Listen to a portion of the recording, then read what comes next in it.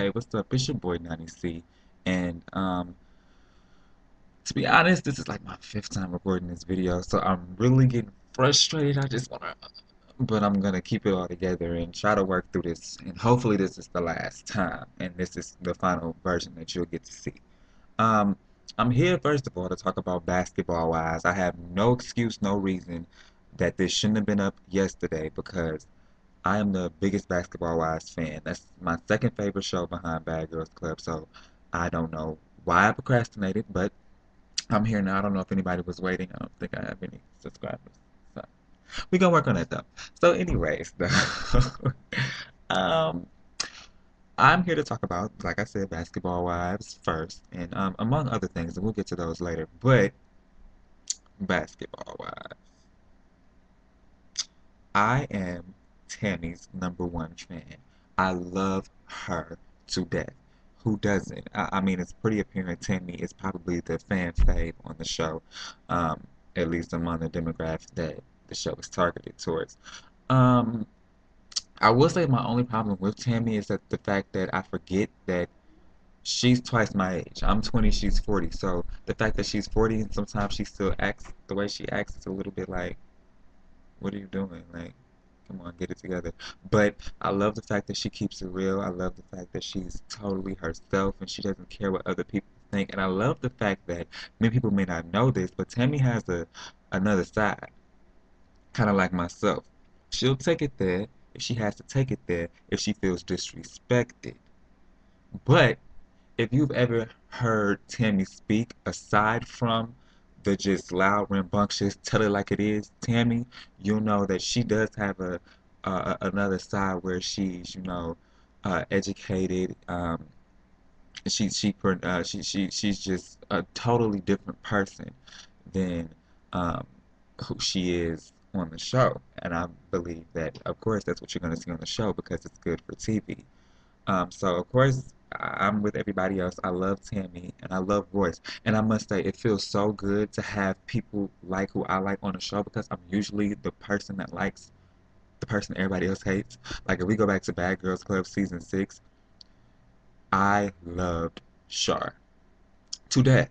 I felt like she was the perfect evil, vindictive, manipulative, spiteful bitch that was just perfect for television. I mean, how could you not like her? Take Char out the equation of the show, and what do you have? A boring ass season 6. Really. How do you run the show? How do you be so smart as to run the show in the house without ever having to get into a physical altercation, without ever really forcing anybody to do anything that you wanted to? Um, you just use psychology, your brain, and you play these hoes like dominoes.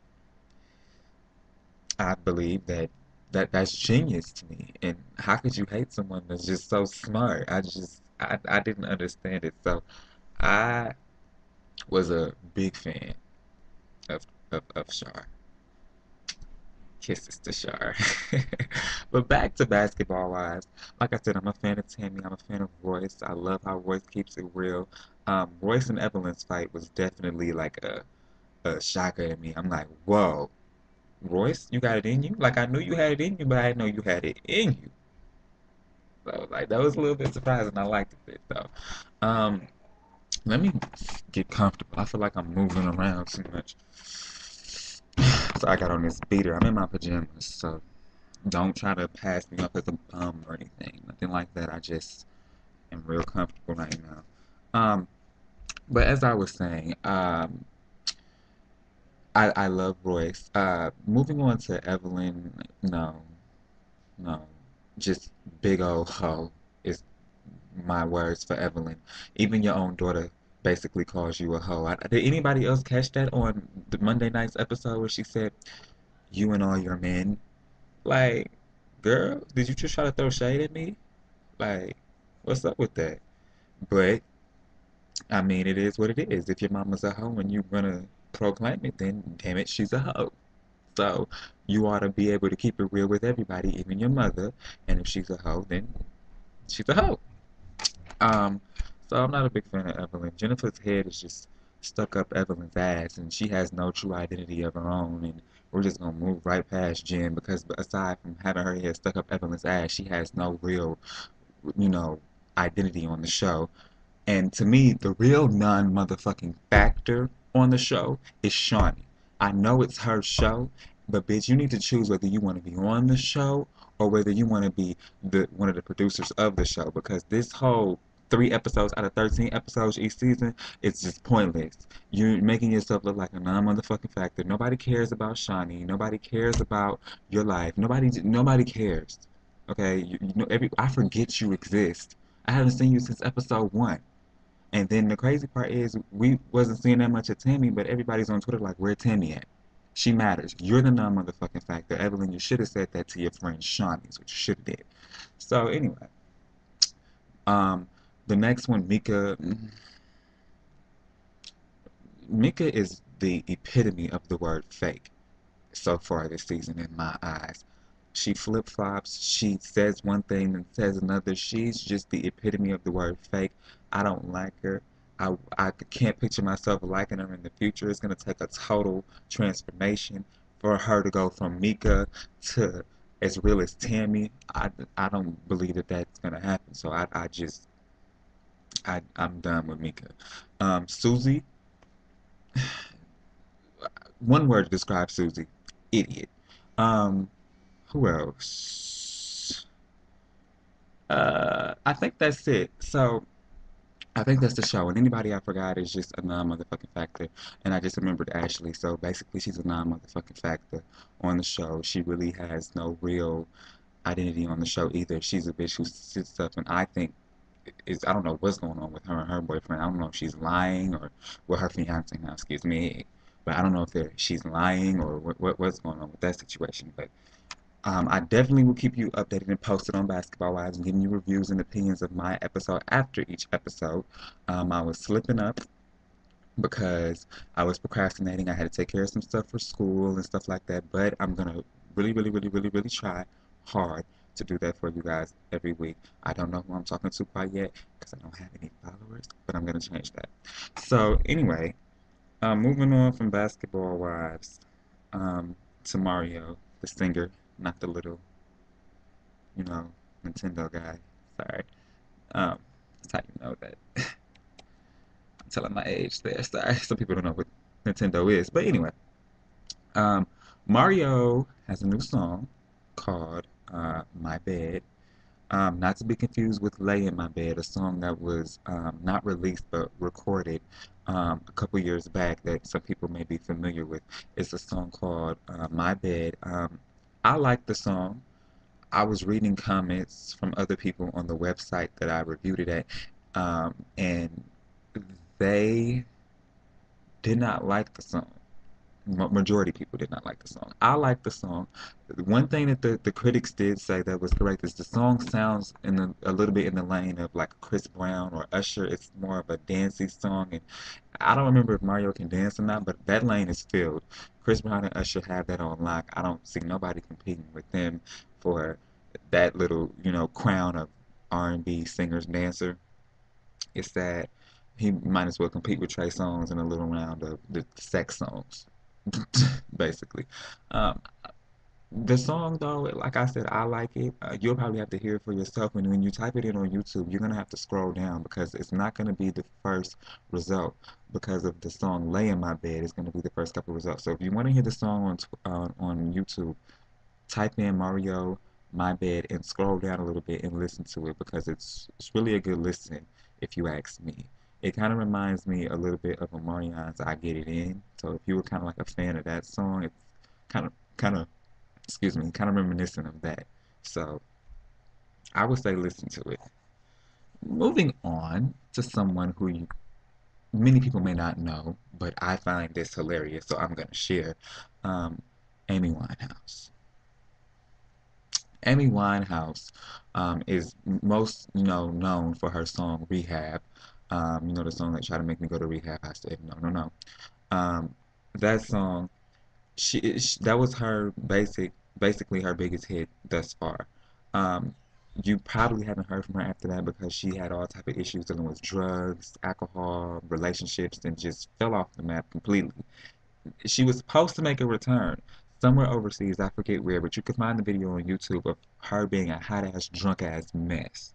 Basically, she was a hot ass drunk ass mess. This it was funny, but it was sad. It's one of those situations where you just look at something and you're like, oh, should I be that fit? No, no, sweetie. No, it was at the end. I couldn't laugh anymore. It was that sad. She did everything on stage from not even being able to stand in front of the mic. I think it was a mixture of alcohol and drugs because she's just, yeah, my song is just, I'm like, child, you need to chill out. She was just all over the place. She had her backup singers doing her lead vocals. Just check that out. Amy Winehouse drunk performance probably is what to get it in for you, and watch that and see what it experience what I experienced. Okay. Now, moving on to the last thing that I want to talk about, BGC 7. I don't know if you guys are fans of BGC 7, because I don't know who I'm talking to, but I'm a fan of BGC 7, and if you're a fan, you need to subscribe to my videos because I will be vlogging every single episode right after it airs, okay? Because that's how much I love Bad Girls Club. And season 7, mark your calendar, starts on July 11th. That's not that far away, so get on it, you know, set your VCRs, VCRs, set your DVRs, you know, your TiVo, get it ready for July 11th because it's going down, people. Okay. Um, the girls of BGC 7, I know, well, not personally, but I know all their Twitter accounts and I know them all by name. Um, they are separated into two groups this season, it seems like, at least without them having seen what each other has said behind each other's back, like what happened with Shar and them. But um, yeah, it's separated into two groups. One group having four girls calling themselves Team Clean, go figure.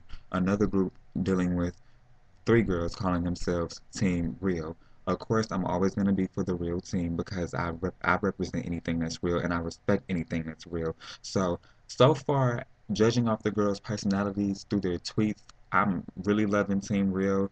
Team Real girls are Tierra, Judy, and Nastasia. Nastasia being my favorite. I feel like she's going to be the tell it like it is bitch of the season. If you want to know the girls, follow me on Twitter. I'll put a link down there. You're better off though typing my name in on Twitter because I change my name like every other week. So if you want to find me on Twitter, you can find me at just type in Don Carter and it should give you whatever my Twitter name would be at the moment. But I'll still post a link because I don't plan on changing it anytime soon. But I never do, so I don't know how long it'll be what it is now. But I'll let you guys see it at the bottom. Um, and if you want to know the names of the bad girls, I don't know if I said this already, but if you want to know the names of the bad girls, just tweet me. I keep the names saved as a draft, and I'll give you all of their Twitters. Simple as that. So, do that. Follow me on Twitter, and please rate, subscribe. Tell me I suck. Tell me I rock. Whatever it is that you want to say, let me know. I know I talk a lot, so you can tell me that too. Say you talk too much or you don't talk enough, or I talk too fast, or maybe I talk too slow for some people. But anyway, that's all I have for today. I'll be back when I can. Peace.